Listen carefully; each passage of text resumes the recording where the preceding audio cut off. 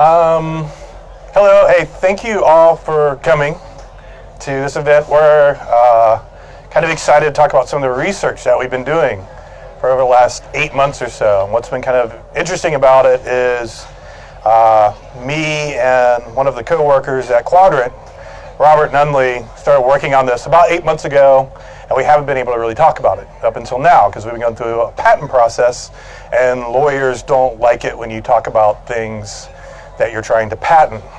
I am the CTO at Quadrant Information Security, and as I mentioned, I work with a lot of very smart people, so I'm very thankful for that. And what we primarily do is monitor computers and computer networks for intrusions and intrusion attempts, meaning we watch logs and packets and monitor for whatever attackers are trying to break into networks. We have a lot of customers in a lot of different industries. Everything from petroleum companies to hospitals to banks to whatnot. And we analyze a lot of data. This is over this particular time period, about a year time period. We were looking at 18 trillion events. And this is what's analyzed by our Sagan platform.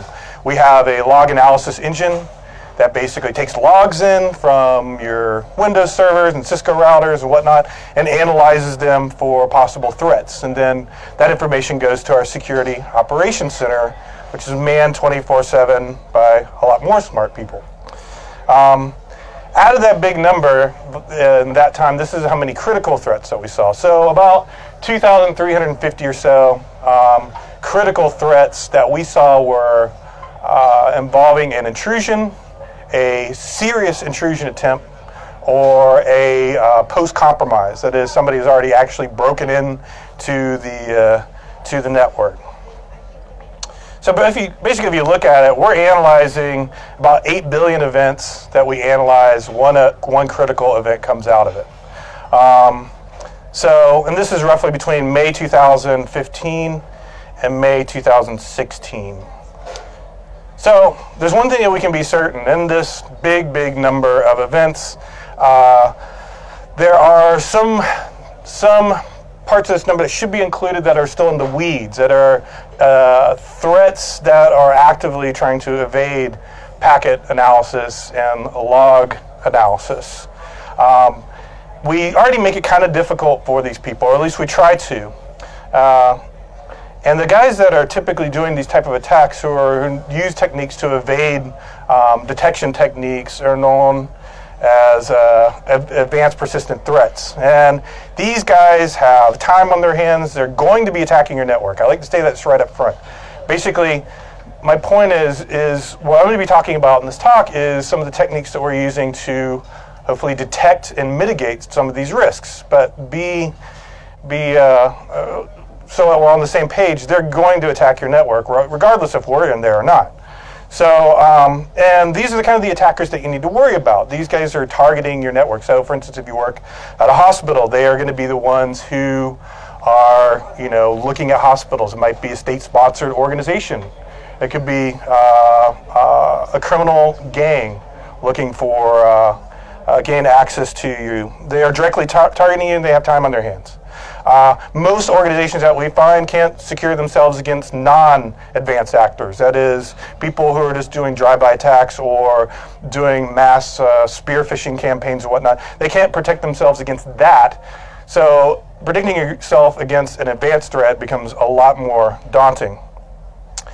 At Quadrant, we've noticed, and this was kind of the idea about Sagan, our platform, the log analysis platform, and also we do a lot of packet analysis as well, is that whenever we do packet analysis along with log analysis, we make it more difficult for the advanced threat to hide. So my point is, while he may be able to evade IDS, logs might catch him, or vice versa, or both paint a better picture for us. A lot of organization gets really caught up into analyzing one or the other. Well, we have a SIM, we look at our logs every day, but you don't look at your packets, or vice versa. And our idea is to put this in one place where our security operations center can look at this data and analyze this data without having to go to 10 different places to find it. And then tying information together too. So evading for an advanced attacker, it becomes more difficult for them to evade both types of detection techniques. And We also have a security operations center. That is, we have a security operations center that's manned 24/7 with people who look at logs and understand different types of attacks and go through packet analysis and call you and have do research on different types of attacks. And they're there 24/7. So when you pick up the phone and there's a incident that's going on, you get in touch with the SOC analyst and his team that were involved in that incident. You don't get a ticket number, then wait 3 hours, because our thing is that time is of the essence. If somebody's attacked your network and they've compromised it, you don't want to get a ticket and wait 4 hours to find out how to mitigate it. You need to start mitigation ASAP. And we do everything in real time, not a week later. So if you're doing log analysis and you're looking at it and a week later you're saying, hey, look, somebody logged in from a VPN connection in Russia, and I know that's a bad connection. A week later, after attack, your data's already gone anyways. And a SOC is a very expensive resource. And, and we love technology, but the one thing I like to point out is the Security Operations Center is really where it's at. While the tech does a lot of the, quote, heavy lifting, it's the people behind it who are analyzing it and trying to figure out the methodology and why this person's attacking and how the attack is happening that are the real, I call them kind of heroes behind how all this operates. You'll notice I didn't say a lot about threat intel. Now, it's simple. It doesn't really work with advanced attackers. Let's be serious. Advanced attackers know about threat intel. My point is, we go through all this trouble buying NORS feeds and things of that nature, but do we really think attackers can't query this exact same data? But we treat it special, like the attacker doesn't have access to this exact same data. And it's also simple to evade. If an attacker is attacking a network and he thinks he's been found out, he'll change his tactics. So all the threat data that you recorded about the attacker is now null and void because he's never going to use it again. It becomes a very good tool for looking at historical data, old logs, and seeing if you were compromised by somebody, but it doesn't really help from there forward. And as I said, it's simple to evade. And we know this because we've seen advanced attackers talk about this. This is a quote from the individual who broke into the hacking team, which was an Italian security company. What he basically said is, I'm breaking into a security company. I know there are certain tactics they're going to be looking for. So for instance, they probably are really well aware about how spear phishing works, so I'm not going to do that. And they probably use threat intel feeds. So I'm going to come from a clean place, and I'm going to use tools and techniques that they have no idea have ever existed. And he was successful. So he makes it very clear. And also, if the tool is listed, it's easy to modify. A lot of the types of threat intel will go after, for instance, hashing a tool type using MD5 or some hashing algorithm. And basically what the attacker can do is say, oh, you got my tool, you know the hash algorithm. Let me change 2 bytes in the program and I've just changed the entire MD5, now you don't detect my tool. Evasion of these type of threat intel is incredibly easy. Or they just use tools that are already available to them. So for instance, if you have PSExec in your network, they'll just use PSExec. There's no reason to use a tool. They'll leverage the tools that you already have in your network. And we've seen that with other attacks as well. And they'll use things like NORS data and VirusTotal and things like that. So this is kind of where we're going to get into what we're trying to do with threat intel. So where does threat intel usually come from? Now, at Quadrant, we do a lot of the traditional means of threat intelligence. That is, like figuring out where attackers are coming from and putting those in databases and IP addresses and things of that nature. So we do everything from like malware detonation. So we're pulling down pieces of malware off of the internet and then detonating it in a Windows 7 environment. And we detonate it and then we watch and see how that environment happens or how it operates. So we pull down a malicious piece of software, we run it, we know it's bad, through various other means, and then we record what it does. Then all that data goes into a database. This is very common. It's not a practice that we solely do. One thing that we do is we have our Security Operations Center, so they also provide us great intelligence. That's a human behind it. So unlike, say, some organizations who do not have a Security Operations Center, where they're strictly trying to do threat intel, they might not have a SOC. Well, SOC is looking at it every day. So whenever our SOC says, wow, this is an interesting attack, this looks really bad, they can record it, and then that data ends up into our threat intel as well. We also pull in things like FBI and FDIC reports, and of course, as I said, back through our SOC, through packet analysis and log analysis and things like that. The SOC is by far probably the most unique thing that we've had up until this point of getting threat intel data. And as I said, it's really, threat intel data is really good on historical attacks, not so great on future attacks. Another big source is honeypots. Think Norris. Norris has, I think at last count, 8 million honeypots. And we do a lot of honeypots as well, but they don't work terribly well for advanced threats. So in your typical honeypot kind of scenario, and we have honeypots, as I said, in Hong Kong and Singapore and Germany and all kinds of different places. What you do is you run a computer system that's only purpose in life is to sit there and wait to be attacked. And as I said, other companies do this. And whenever it waits to be attacked and it gets attacked, it records that information. So say our attacker in China is attacking our honeypot in the United States. So we record the country that he's coming from, maybe some of the tools that he used, his IP address, and we go, aha, this is a bad guy, all right? And we do the same thing as well for our Hong Kong honeypot. Oh, look, somebody from Canada has now attacked our Hong Kong honeypot. So we record these particular types of data. And that goes into your threat intel database and whatnot. But there's a problem with this. There's no context to it. These are just random machines placed all over the internet. What do you think the odds of an advanced attacker hitting your honeypot is? He targets organizations. He's not going to hit random IPs on the internet, so he's not going to reveal his tactics and techniques. So what you basically get from these type of setups is random gangs or people doing mass scanning, unsophisticated attackers scanning the internet as a whole, looking for what they call low-hanging fruit. So they're looking for easy places to attack. So they're scanning just across the, they don't care about if they get detected, if they're seen, or whatnot. They are just going to scan anywhere and everywhere. Now the data, while it is unsophisticated attackers isn't completely useless, you are not going to get advanced guys outside of that, because advanced attackers will not hit a honeypot. They'll only hit places that they were targeting. So if they are targeting hospitals this week, they will turn around and target just those hospitals. They don't care about your honeypots that are out there. And ideas have formed. Well, I'll create a honeypot and it'll look like a hospital. But the problem is you're trying to create a facade that is so difficult to create that it's easy for an attacker to figure out. So if you call it, bobsfancyhospital.com, he's going to look at your registration. It was registered 2 weeks ago. Oh, you haven't been in this space for very long. It's very, very difficult, and it's easy for the attacker to verify that the honeypot is not actually a hospital. And he's going to go after known hospitals that he wants to target.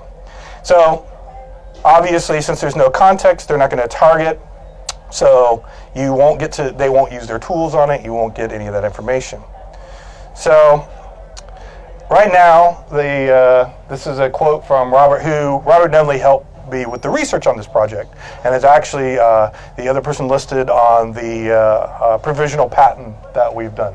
So what we started thinking about is there must be some way to kind of filter out the unsophisticated and get it really down to the more targeted. And that was where his quote came from, was, big data is kind of like all the rage. But the fact is that, what the term is, big data is the next big oil. But the refineries, that's where, where you actually take the oil and you refine it and make something really useful out of it, is where the actual kind of money is. So at this point, while we are collecting a lot of data, we're actually interested in very small subsets of data. So what we're trying to do is build these different types, or these refineries, and this is one of the approaches that we're going to be using with our clients. And we are calling that APT deflector. And we're rolling out this year, probably going to take about a year, maybe even a little bit longer for the rollout. We're rolling it out to all of our clients. Now, this isn't a new added service that we're saying pay X number of dollars. This is a part of our service. So if you have a contract with Quadrant, this is something that you can expect to have. It's not a new add-on. We're not revisiting clients. We are making it part of our process. So we are looking at getting more data sources to detect attacks, is the idea. We will be monitoring this device, which I'm describing, 24/7. We have a SOC. We already have people who are there 24/7. This is just another resource for them to use. So let's get started with the basic concept. Okay, so very quickly, at the very top we have an attacker, and we have the internet, and then this would be, say, your network, and then this would be our network. Now, as I said, what we are suggesting right now is putting a small device within your network. Now, remember, you're going to be attacked either way, whether this device is there or not, so just always keep that in mind. But whenever you're attacked, so for instance, if your VPN appliance is attacked, whenever it gets attacked, the attacker comes through the internet and he hits your VPN appliance, and he communicates directly with it. Or if he hits your secure FTP site, then he's going to communicate directly with it. What makes the device different is that whenever you're being attacked and our device is hit, the attacker actually falls through back over to our network, which I'll go into deeper details about. I'm not going to take questions on at the very end. But so the idea is we mitigate the attacker off of your network over into a honeypot within our network. We also need to create some illusions, which I'm going to go through. But from the attacker's standpoint, this is 100% transparent. From their standpoint, the device that they're attacking, it's ultimately hitting here, might as well be one of these other machines, from their standpoint. This allows us, Quadrant, to take on the risk and liability of running the said honeypot.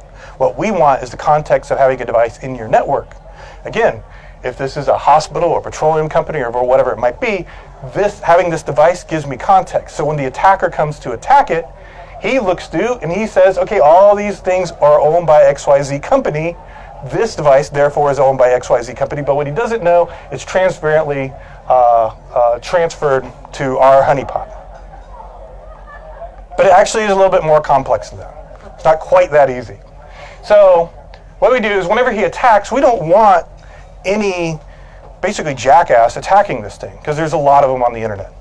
So what we actually do is we have a system, our threat intel is called Blue Dot. If you're a Carl Sagan fan, that kind of makes sense. But anyways, the idea behind Blue Dot is where we store in a database all of our threat intel, MD5 hashes, URLs, IP addresses, things of that nature. So when the attacker at the very top attacks this, as he thinks is this particular device, before we let him through, we make a query back into our threat intel. We check to see if we have ever seen this attacker before. Now, if you remember I was talking about this slide earlier. This is the traditional honeypot, and there's unsophisticated attackers. And I hesitated at saying that this data wasn't very valuable. Well, it actually is in a way. Because remember, these guys are scanning for low-hanging fruit. These are the jackasses all over the internet. These are not advanced guys. So what we can do is we can use that. We can collect the data on the unsophisticated people, or attackers or groups, and then whenever the attacker attacks, we actually make a query back to Blue Dot. And we say, have we ever seen this person before? If Blue Dot comes back and says, you know what I have? I saw it in a honeypot in Germany. He was trying this XYZ crappy attack. We're not interested in him. We've already got the information on him. We got the information when he attacked the box in Germany. He's obviously not targeting you, because if he was, he wouldn't be touching our honeypot in Germany. So we actually stop him. We don't let him fall through to our honeypot at our office, because that's just a waste of time. If the attacker is not coming from a known location and we don't have previous data on him, so whenever he connects up, he makes this query back to Blue Dot, and Blue Dot says, you know, I've never seen this guy. I just looked through all this data, all this attack data. We have never seen this guy before. Then we let him fall through. We let him attack the honeypot. What we've been seeing is with this type of approach, and I think this number is actually going to go up, is 80% of the connections never make it to this point. So we've already filtered out 80% of the garbage. Now, if we have 100 attacks, that means 80 of them we will filter before it even gets down to our honeypot, because we've already got data on them, we don't care about them. It doesn't therefore mean that 20 people will break in. It's just saying that 20 people who we do or do not have data on that we're going to let in here are much more likely to be possibly targeting the organization. Possibly. So what we want to do is let those guys through, but we want to create this in such a way that whenever they get to it, there are flaws in the honeypot that the unsophisticated attacker probably wouldn't necessarily just scan for in a generic scan. But we have to do a lot of customization to basically these type of honeypots.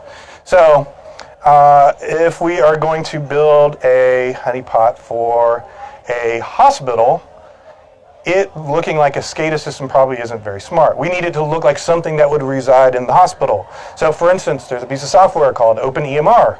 We might run that piece of software. We would like a couple of DNS records, testemr.hospital.com, whatever it might be, introduced into OpenEMR, no matter how secure it is, some vulnerabilities into it, SQL injection, stuff like that, and then put it out there. We are taking the context of your network and the attacker's coming to it to create the illusion that we are a device within that particular network. And as I said, we take on the risk of running the honeypot.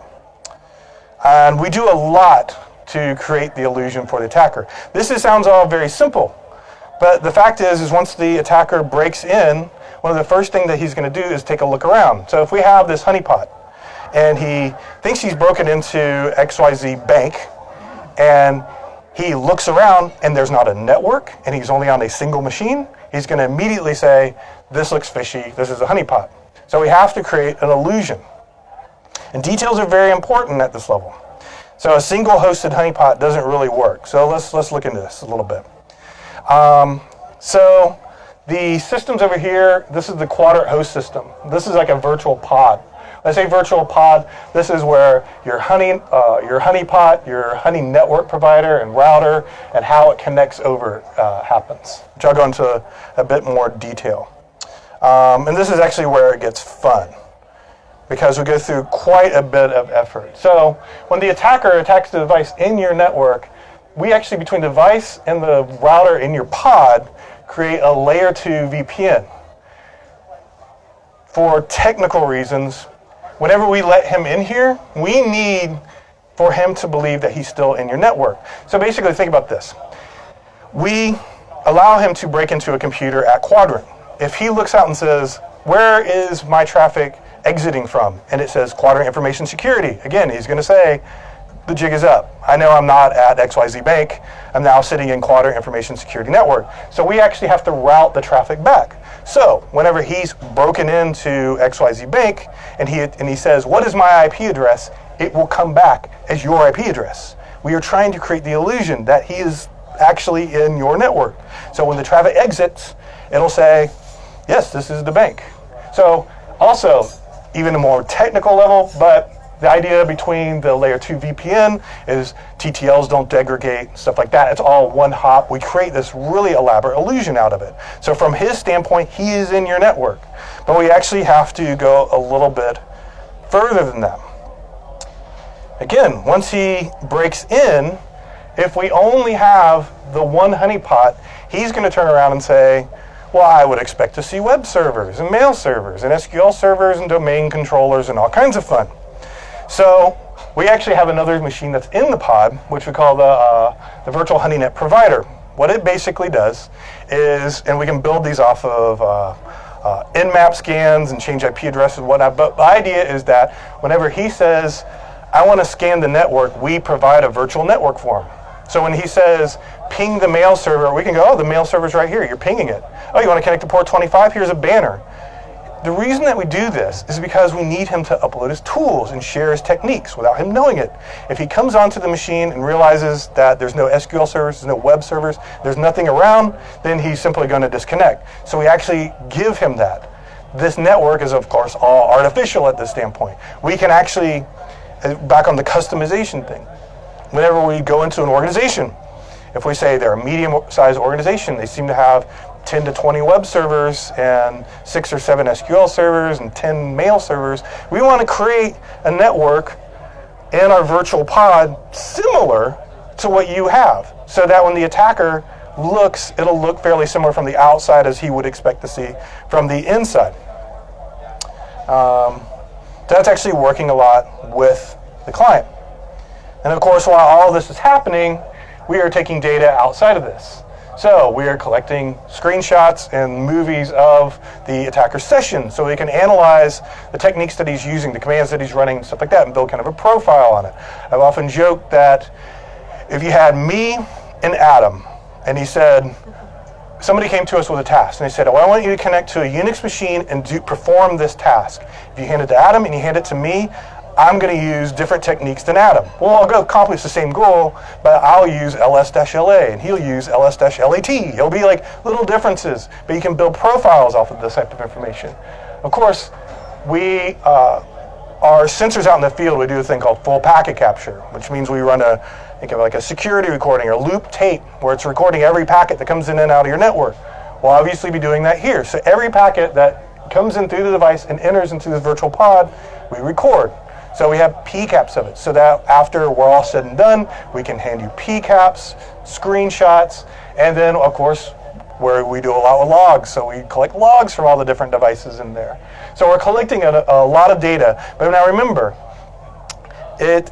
it's actually not a ton of data because you're trying to target in on very specialized attackers, very advanced guys. You're ignoring all the low-hanging fruit guys. Most of the stuff that you'll see is actually a lot of those low-hanging fruit types. And we're actually doing this. So this is part of our console. This is the code where the APT reflector is allowing access and whatnot. And whenever I say small devices, we're looking at possibly doing it in virtualized environments. There's some things that we still have to work out there. But I'm talking very small devices. These are ARM processors. They're very cheap as well. So they're almost fairly disposable for us to use. The idea is to work with you and your team and figure out let's put this in front of your firewall and let it be attacked so that we can filter and find out more information. Like I said, we've been doing this for about 8 months now. We're still working on console stuff. We still have a lot more to do, but we're already starting to roll it out into a field. And once we have all this data, we can do a lot with it. So first and foremost, if you're at a bank and we're filtering or denying 99% of the attacks, but that one guy breaks in, guess who we're going to call? We're going to call you and say, hey, we just had a guy, we've been watching him, he is, quote, broken into your network, but not really, but kind of. He's broken into your network, and what we're doing is we're monitoring him, and he's using these techniques. Now, we're going to keep watching him. We want him to continue to believe this, because as he's using his techniques, we're going to feed him back over to you. So you can say, hey, let's go back through your logs, because he's trying to transfer a file over to Russia or wherever it is. Let's go back through your logs and look for historical stuff. Oh, and by the way, in your real network, let's go ahead and set up some defenses against this guy. And go ahead and set up detections for him. So that while he's sitting there believing that he's in an environment that he's already compromised you, we are exploiting that thought that he's doing that and then using that data to feed you. So that's one thing that we can do with the data. Now, we can actually do quite a bit more. It's actually part of a larger ecosystem is the way that we see it. So, whenever your device gets attacked, this is your honeypot, these are all of our other customers out there. We actually can relay that information back over into Blue Dot. So this guy's broken in, he's attacked, he believes you're in your network, he's trying to transfer files, he's using tools, we're collecting all that, we feed that back into Blue Dot. This is very much an advantage for us as we're manually and automatically studying the attacker, because now as it gets entered back into Blue Dot, we can share it with the rest of our customer base. We can also not only say, hey customer XYZ or XYZ bank, you had this type of attack, and here's all the information about it. We can go to all other banking customers and say, we've been seeing this type of attacker and these are the techniques that he's using. We're letting you know and your staff know. We're already trying to go back through your logs and look for this information, but we're trying to, basically it becomes a way for us to distribute the data. So that whenever it hits, ABC Bank, that we'll already know about it. So what we're really looking at with this approach, and having a small device and building out a honeypot that, with our client's help, has context, is while we're still collecting that big data, is really kind of refine it down into smaller subsets of data. The data that's actually the most interesting data and actually the most hardest to get. If you read about anybody doing stuff out with honeypots out in the field, what you'll typically find is their complaints there's no context and we only get low-hanging fruit. And this is our answer to how to get meaningful data. So we're basically using the big data standpoint as a filtering mechanism to get to the more advanced attackers. Now, so what we've been doing is working on, as I said, the reporting interface is going to have to come up. We're going to have to come up with interesting and fun ways to show that. I've worked with Mr. Shoemaker on that. He has some very interesting ideas about that, which are things like post-analysis break-in reports. Like basically, we treat it almost like it actually was a break-in. But it didn't really happen in your device, but we come to you and say, look, this device was compromised. These are techniques they use. He uses SQL injection. He typically comes from IP addresses in Russia. He likes to target Microsoft SQL servers, but we think that might be a part of a secondary team, and come up with a report that we're handing it to you so that whenever you take it to a C-level person and say, look, this is what these guys just saved us from. These guys are out there, is the idea. Working on the web interface, what we are working heavily on, we can get commands executed. We're working on the videos and whatnot to have, so you have direct access to it. So you can see every day when you pull up the console, it says there was 100 people who tried to attack last night. 90 of them were dropped right away. 9 of them couldn't figure out how to break in. One guy did break in, and you know what? He's on right now, and these are the commands that he's typing. So you can watch what we're analyzing in real time and build that information up for you. We want to extend our API. The API thing is kind of interesting. Right now, the API that we use is very much custom to Quadrant. Talks have been about possibly making that more of an open API so that you can use tools like Montego or Splunk or whatever it might be that you might have at your organization so you can query that data, right? As a customer, we feel that you should be able to query some of that data and get to that data, right? And use it in different ways with different types of tools.